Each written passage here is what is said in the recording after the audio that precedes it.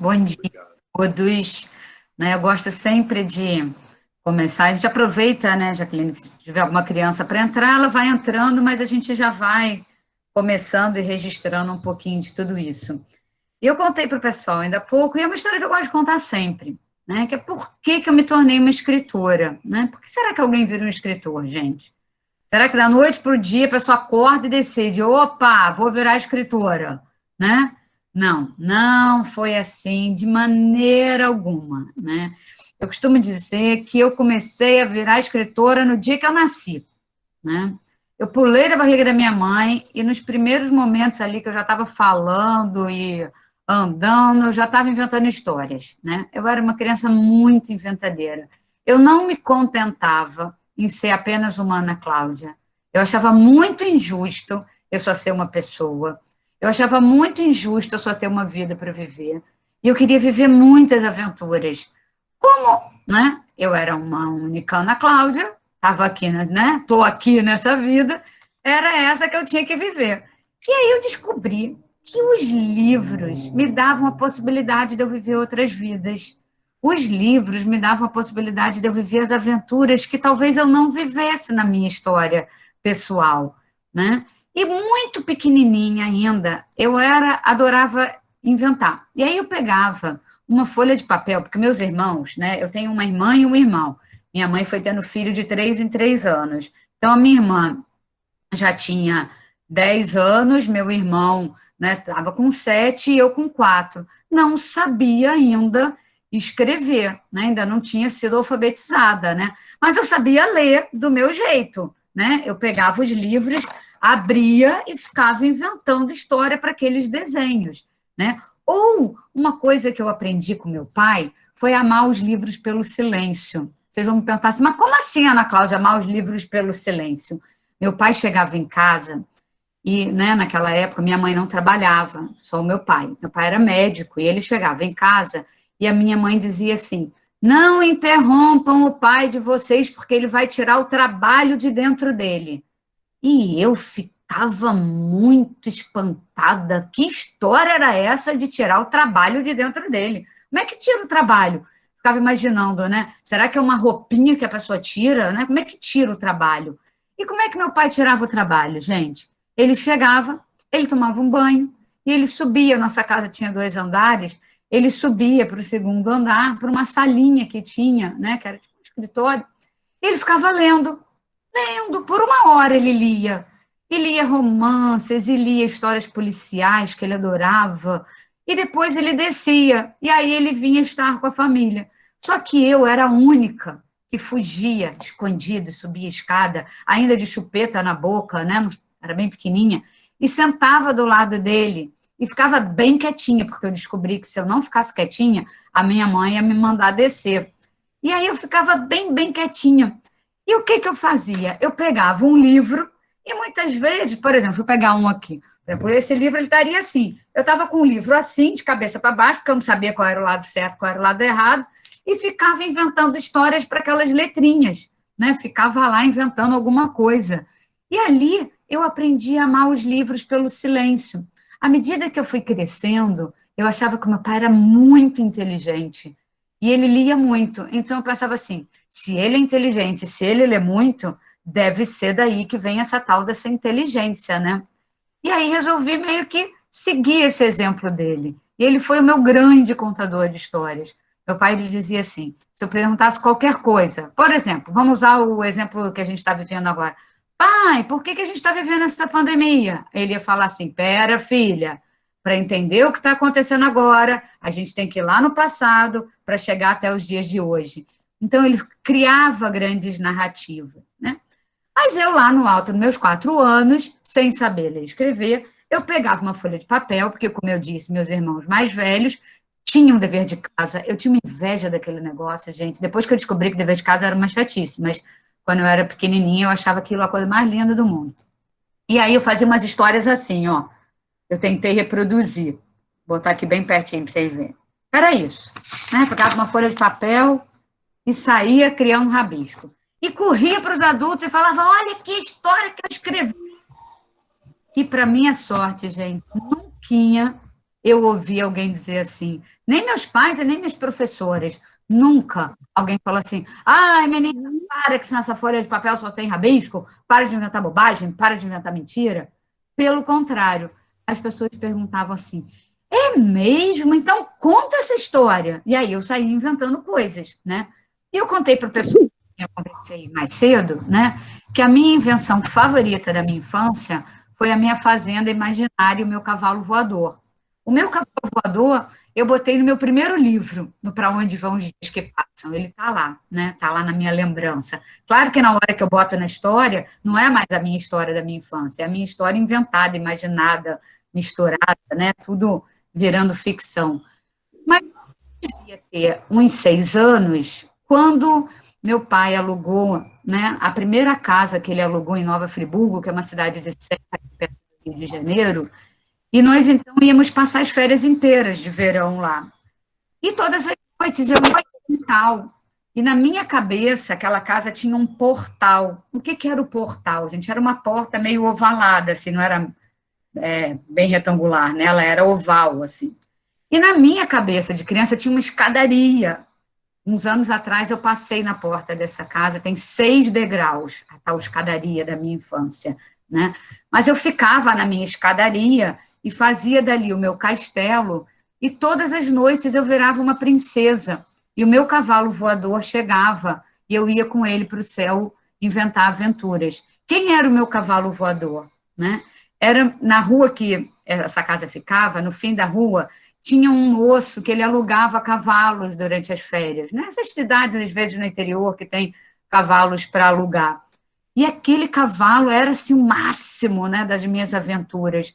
Só que de noite, o cavalo verdadeiro, eu inventava que ele virava um cavalo voador, né? E ainda também, com 4 aninhos, eu obrigava a minha irmã a inventar as histórias que eu escrevi, que eu que inventava na minha cabeça. Eu falava, senta e escreve a história que eu vou te mandar. E ela me obedecia. E eu achava que eu era muito poderosa, porque eu conseguia mandar na minha irmã, né? E a minha mãe é uma coisa curiosa, né? As mães guardam umas coisas que a gente nem imagina. A minha mãe guardou uma dessas histórias, está lá no meu site. Se vocês forem lá na parte Minha História, vocês vão ver uma história escrita com a letra da minha irmã, desenhada pela minha irmã, mas assinada por. Ela assinou o meu nome, né? Porque eu não sabia ainda escrever. A história é horrível, gente. A história é uma bobagem. Mas lá, naquela história boba, naquela história sem pé nem cabeça, já morava a semente da escritora, da futura escritora. Então, o que a gente um dia vira no futuro, não vira da noite para o dia. De uma certa maneira, isso vem vindo, vem se construindo dentro da gente. E foi com a idade de vocês, né, quando eu estava no que hoje é o quinto ano, né, na época era a quarta série, eu li um livro chamado A Bolsa Amarela. Eu tinha 10 anos, que deve ser mais ou menos a idade de vocês, né, 9, 10, por aí. E aí, ao ler esse livro, não sei se vocês já leram A Bolsa Amarela, de uma escritora chamada Lígia Bojunga, né, a Lígia inventou uma bolsa amarela aonde a personagem Raquel guardava 3 desejos. A Raquel era inventadeira. E um dos desejos dela era ser escritora. E eu pensei, eu sou inventadeira como ela. Ela quer ser escritora, deve ser isso que eu quero ser também. E fui perseguir esse sonho. Só que no alto dos meus 10 anos, gente, eu nunca imaginei que isso um dia fosse se tornar uma realidade, né? Que isso fosse acontecer de verdade. Então, a escritora que hoje está aqui conversando com vocês foi uma criança inventadeira, uma menina que adorava inventar o que não tinha, né? E que de tanto inventar e de tanto morar em livro, um dia também quis fazer livros para que outras crianças, né, pudessem morar. E aí a própria Lígia Bojunga, um dia ela escreveu um texto chamado Livro à Troca, que ela dizia isso, falava, nossa, é exatamente isso. Livro é lugar para a gente morar, né? É o lugar que eu posso estar lá e ser outra pessoa, viver outras histórias. E aí eu não falei para vocês já que eu tinha um cavalo voador? O meu desejo de criança, e que ninguém entendia como que eu, uma criança urbana, nascida no Rio de Janeiro, entre prédios, né, na época que eu nasci, estava começando a ter prédio para todos os lados, Eu nasci na década de 60, né? Era bonito ir morar em apartamento, né? As pessoas estavam deixando de morar em casas. Hoje eu moro em casa, né? Fico muito feliz de morar em casa, não morar empilhada num apartamento, né? A gente morava aqui e o meu maior sonho era ter uma fazenda. Eu não tinha. Aí eu pensava, então eu quero passar férias na fazenda, tipo fazenda do avô, da avó, sabe? Aqueles avós que têm fazenda, assim, né? Tios. Aí eu falava, quero passar férias na fazenda do meu avô. Mas meu avô não era fazendeiro, então não tinha férias nenhuma para passar na fazenda dele. E aí, na minha escola, tinha uma menininha, acho que por volta dos meus 8 anos, talvez, que ela voltava das férias e a gente tinha que escrever aquela redação Minhas Férias. Toda vez que voltava das férias, tinha que escrever essa tal dessa redação Minhas Férias, né? Já não sabia mais o que tanto inventar para as férias. E aí, numa dessas férias, eu resolvi inventar a fazenda do meu avô, gente. Porque já que eu não tinha avô fazendeiro, a tal da menininha voltava das férias, ela falava assim: eu passei as férias na fazenda do meu avô. E eu tinha raiva daquela fazenda, daquele avô daquela menina, e tratei de inventar.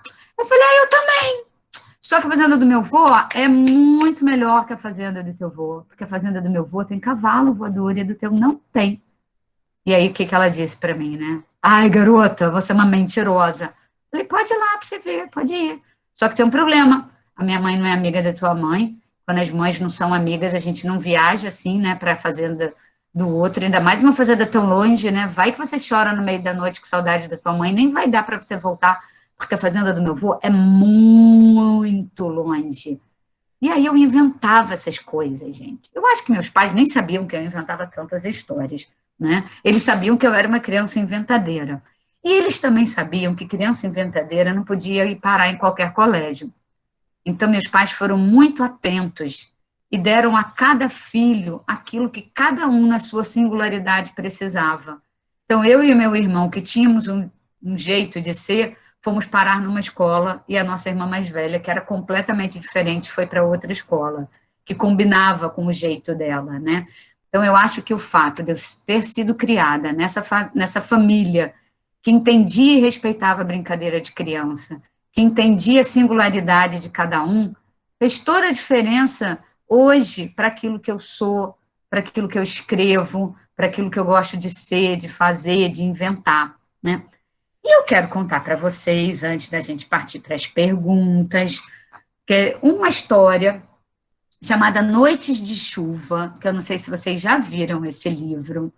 Esse livro nasceu aí em Araxá, anos atrás. Eu não vou me lembrar que ano, mas já tem um bom tempo, tá? Porque esse livro aqui, se eu não me engano, ele é de 2012, tá? Então, vamos botar aí pelo menos uns 10 anos atrás, né? Eu fui a Araxá, talvez até mais, participar de um encontro do ProLer e conheci uma professora chamada Rosa, Rosa Maria Bernini. E a Rosa me contou uma história no meio, como se vocês aqui resolvessem me contar uma história. E eu virei para ela e falei, Rosa, isso tem que virar livro. Ah, Ana Cláudia, pelo amor de Deus, eu não sou escritora, não. Pega essa história aí e faz o que você quiser com ela. Falei, olha que eu vou inventar alguma coisa, hein? E se eu inventar, vou dedicar esse livro para você.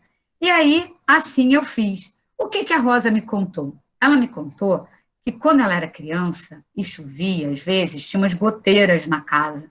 E ela ficava com medo e acordava. E aí, às vezes, o pai, quando o pai não estava em casa, a mãe sozinha, o que que a mãe fazia? Inventava histórias para passar o tempo. Então, ela pegava o lençol e brincava que era barco e ficava, né, brincando de navegar com as crianças e contando histórias. E assim nasceu Noites de Chuva. Como é muito curtinho, eu vou ler para vocês, né? Eu abri. Era noite de chuva. Mais uma daquelas noites em que Rosinha sentia muito medo. Mãe, mãe, acorda, tá chovendo de novo no quarto. Eu sei, filhinha, mas eu já te expliquei que quando essa chuva chega pelos buraquinhos do telhado, podemos brincar que o mar veio nos visitar. Então vamos armar nosso barco e navegar? Assim, a chuva passa mais rápido. Acorda, Zezinho, acorda, o mar chegou, vamos brincar de navegar. Ai, tô indo, Rosinha, mas não vale ficar com medo, não, hein? E lá se foram os irmãos, aventurando-se mar afora, com barco de lençol e sonhos de horizonte. Nenhum monstro marinho, nenhum rodamuinho, nenhum dragão, nem Netuno, nada assustava os irmãos. Noites de chuva eram noites de encantamento e desejos acordados. A noite foi perdendo sua escuridão e a chuva foi minguando. O galo cantou. Foi quando Rosinha caiu no sono, exausta de tanto brincar. Noites de chuva são noites de amor infinito entre mãe e filhos, para sempre reinventando o não existir das coisas. Opa. Essa é uma história bacana para ser lida com o livro nas mãos, sabe? Porque tem muitos segredinhos escondidos na ilustração. Eu não sei se vocês repararam, eu estava lendo ele, né, aqui na horizontal, e de repente eu comecei a ler ele na vertical. Por quê? Quando eles entram no mundo imaginário, a Ana Elizabeth, ilustradora, fez essa brincadeira, né? Então eles começam a mergulhar, depois eles voltam de novo. É um livro para ser lido nesse casamento do texto com as ilustrações, porque eu queria um livro para ser bem casado, sabe, de texto e ilustração. E essa história nasceu por conta de uma fala de uma professora um dia num encontro que poderia ser como esse nosso, né?